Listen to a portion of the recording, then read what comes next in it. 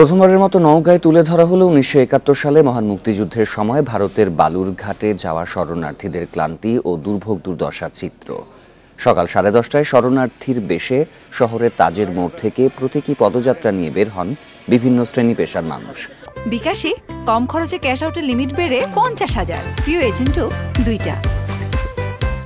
শহরের প্রধান সড়ক ঘুরে কেডির মোড়ে আব্দুল জলিল মুক্তিযোদ্ধা মঞ্চে গিয়ে শেষ হয় পদযাত্রাটি।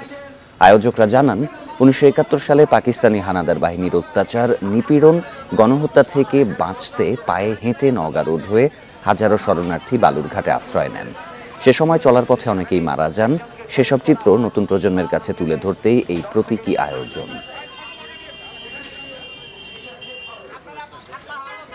পাক হানাদার বাহিনী এবং তাদের দোসরদের দ্বারা সেই সময় দেশের মাটি ছেড়ে, দেশ ছেড়ে, বাড়ি ছেড়ে যেতে বাধ্য হয় জীবন বাঁচানোর তাগিদে। মুক্তিযুদ্ধের যে চেতনা, মুক্তিযুদ্ধের যে ইতিহাস, সেটা নতুন প্রজন্মের মধ্যে ছড়িয়ে দেওয়া।